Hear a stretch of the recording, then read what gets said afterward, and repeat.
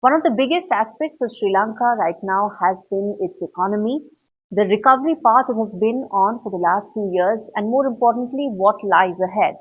We are in conversation with two of the most prominent people in the business community in Sri Lanka to talk to us about the opportunities, challenges that lie ahead, and the India-Sri Lanka relationship amidst the larger political change or political dialogue that may be taking place in Sri Lanka. All right.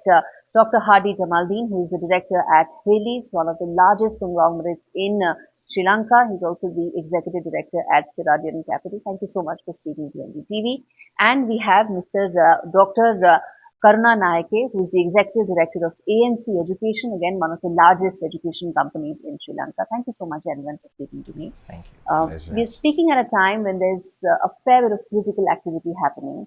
But this is not a political conversation. This is a conversation to understand where is the Sri Lankan economy headed? What does the business community feel about Sri Lanka right now? And the larger India-Sri Lanka relationship amidst the larger issues that may be going on. So my first question, and this is a question I want both of you to sort of answer on, which is that how things stand right now. You've had a 2 year of recovery period. Some would say the economy is fragile. Some would say recovery is taking place. How is your assessment? Let's start with you, sir, and then we get you in as well. Yeah, so my assessment is we are going through a stabilization phase at the moment, from all the essentials being not available, banking side, everything being stuck. We are now just coming through that stabilization phase. So what the pandemic really identified is structural problems that Sri Lanka has had and has had for a while but didn't surface. So the issue really has been the fact that we lack dollar-based income, right? So we have four routes of dollar-based income that we receive as a country. So we get export earnings, we get from our worker remittances, we get funds coming in, tourism earnings, and also FDI. So during the pandemic, two of these roads were closed fully. So no tourism income, and we didn't have any FDI. Also, the worker remittances came down at one point. So when these 2.5 roads of 4 closed down, we really struggled to pay our oil bills. India came to our rescue with credit facilities, etc. So to come out of this problem, the diagnosis is we need to increase the size of these 4 roads and make sure there is enough traffic that goes through. So as a country that right now lacks multiple resources, we have to think, how are we going to enable these 4 roads to be expanded and more traffic to go on stream? Tourism, for me, is the lowest hanging fruit. In order to facilitate that, there are a few things that we need to do which doesn't cost the government money. Right? So what we're talking about is, if you take our regional competitors like Thailand, Malaysia, and we look to follow suit there. Yes. On the tourism line, what do we need to do? We need to open up our visa program, get up to 100 countries that can come into Sri Lanka, visa free and friendly. Hold your thought. That's an important point that, tourism is an area we need to focus on. Let me get you in also, sir, in terms of the economy and the recovery that one has seen in the last 2 years. Some would also say it's a remarkable achievement that at least things are now back to normalcy than what they were 2 years back. In your assessment, where is the economic situation right now? And then we talk about the outlook for Sri Lanka. For me, I think we are just below zero. Just below zero. So if zero being the base level. So you're saying Sri Lankan economy is sub-zero? I would say sub-zero right now, because still there are certain macro and micro elements that are still very, very weak. I believe we will take another year to 2 years to stabilize properly, to get our reserves up to probably $10 billion, to make sure all import restrictions are taken off, because there's currently a lot of import restrictions like on automobiles and so many other elements. So I think it will take another year or so to get to those levels. But I think from where we were, we've come to that near zero level. So that is what I would. So from here on, it's upside, right? Exactly. It's upside from here on. Exactly. So whoever comes into power, they're sitting in a gold mine of an opportunity to really take this country places. So I believe the next president has that opportunity, and I think that that's a great place to start for that new president.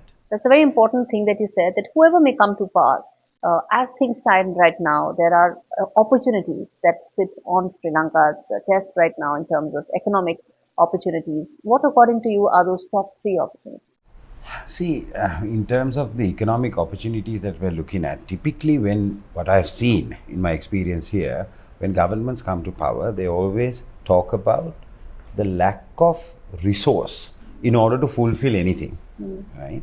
But here, I personally believe the opportunity that lies is to reform policy, reform sectors where we know we can get max out of, and whatever investment we put into infrastructure has to be on a high priority basis, on a needs basis. But isn't funding a concern and still a pressing issue? Funding is, but in terms of our infrastructure spend, right? So people say we don't need much more expressways. We need to spend to finish the Kandy highway.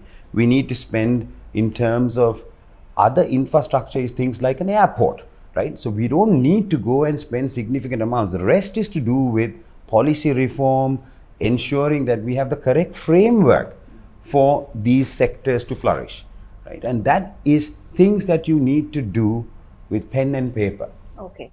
So before I come to what specific reforms are, do you agree with that? That funding is the biggest issue regarding funding is probably behind Sri Lanka, because the sense I get when I speak to a lot of people is that some of the options that lie, economic options that lie in front of the government, whoever may be, is to alleviate the cost of living problems that the common Sri Lankan is facing, and to alleviate that, funds will be needed. Well, the economy has to grow, right? And as a result, our dollars have to grow. As a result, the rupee dollar parity will come down, and that will bring costs down, because we do import a lot of our requirements, right? Starting from oil to sugar to butter to milk to a lot of things come into the country. So I believe the dollar needs to appreciate, the rupee needs to appreciate against the dollar. So this is really, really important. While we look at big projects, I believe also very strongly that we need to look at some low-hanging fruits that Hardy mentioned, tourism, tourism-oriented real estate for Indians to come by. Because I know you guys have a beautiful coastline in Goa, but here you really can be on the beach, because I know the coastline is super expensive or not available for anyone to have a villa or a house or a condo hotel or something like that. Sri Lanka is full of these beaches. Foreigners can own freehold when it's a condominium. There is ways of investing through special accounts called the IA account, where you can repatriate your money without any restrictions, including your rental income. It's a beautiful place. Sri Lanka and India have a close bond. Sri Lankan people and the Indian people are united in this. So I think that whatever geopolitics and whatever situations may arise, our peoples are together. This I can assure you as a Sri Lankan, because I know that India helped us in our time of need, and Sri Lankans are a very appreciative group of people, and we do recognize that help. And I believe that most 22 million Sri Lankans will agree with me that we have no issues. And also for India, it's important, as I said prior to this interview as well, like, India to be a world superpower, to be the third biggest economy, which you guys are heading to in the next 20 years or 10 years. You can't have countries around you which has problems, and currently that is the situation. Unfortunate, but you are true that the neighborhood is going through a bit of a crisis, or at least a bit of a turmoil right now. But I feel that Sri Lanka and India are the only two democracies that are there in the region, and the two democracies that are flourishing, functioning. And we are speaking on the eve of another democratic exercise that will take place in Sri Lanka. Important point you mentioned about real estate and tourism. Where all do you think India can partner with Sri Lanka, or where Sri Lanka would seek active Indian investments sectors, according to you? See, I think there are two ways that India can come in to Sri Lanka. One is bringing in technology, techniques in every sector that they are specializing in and are excelling, and the other is capital investments that are coming, that are required for this country, where also the investors can make a good and safe return, right? So I think there's a lot of manufacturing-led areas that India is excelling. Um, Aerospace, spare parts, technology-driven stuff, which we are in Sri Lanka, we have some scale, but we need significant amount more support to scale up, and we have the resource to be able to fulfill. When it comes to hospitality, it's an area where we are very, very fortunate as Sri Lankans. A friend of mine that visited recently from Kuwait said, you know, you after his trip, he said, you guys, God has given you everything for the eye to see. You're so blessed. He said, God has given us everything that's under the soil. So it truly has a natural environment for hospitality related businesses to flourish. And hospitality is something that has been going on in Sri Lanka for long years. Right. For over 30 years it has been going on, right? And we are the service led side, we are very strong. In fact, I feel that there could be a transfer the other way when it comes to hospitality training. The expertise and all that is really very, very strong here and has a Okay. good grounding. Whereas the capital side of the investment and also the number of Indian tourists, the number one tourists that are coming to Sri Lanka are from India. With the proximity and all, it's the Yes. most obvious. So I think how we can cater to that market Is the into- key question. Yes. I must ask you this as a prominent businessman. You also have, when you court investments, there are also instances of Chinese investments. There are a lot of Chinese investments here in Sri Lanka as well. In your assessment, how do you see the distinction between how China entered Sri Lanka in the last 10 years, the kind of investments that have happened, the turmoil that happened, and now? Is there more screening that is taking place? Is there some reluctance?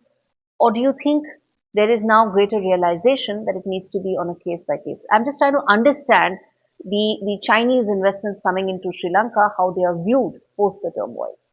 I think Chinese investments started coming in about 10 to 15 years ago. They were needed at the time. The government felt that those were the correct decisions. However, as we all know now, some were probably at rates of not viable projects. But the thing is, those investments are now already made. Yes. Right? Whether vis-a-vis the port city project or the airports or the ports. Now, as Sri Lanka, we have to make them work. Yeah. And for example, the port city project is a fantastic project. And I don't see why India, the BRICS nations can't look at this area, or for that matter, European Union or anywhere, because it's a fantastic project that anyone can become a stakeholder of, right? So I think that because land ownership is free, there's tax benefits, 40-year tax holidays, anyone can come. Only thing, the trading currency is dollar. So I think that we already have these investments made, so we have to make the best out of it. One is the projects. You need to make those projects work. But what about future? Are you now courting Chinese investments with the same vengeance? Are you now watching or scrutinizing each of them because of the lessons and learnings of the last couple of years? See, Gauri, we can't blame anyone. Ultimately, the investments are investments that the government of Sri Lanka sought, right? So that's what I said before, that we as a country now don't have significant amount of capital to invest in infrastructure or any other large investments. But with that limited investability that we have to think, where do we get our biggest bang for buck? Where is our ROI? So the prior investments that were made should all have been evaluated on return for country basis. Right. Right? So if you take the Hambantota port that was built, I think it's a fantastic project. But the ancillary bits that surrounds the port needs to be developed. Yeah. Right? So if you take, for example, Jebel Ali, you have a port that is flourishing and the entire service industry surrounding it is flourishing. Here, we got it the wrong way around. We put the port in and then we're thinking what we are going to do with it.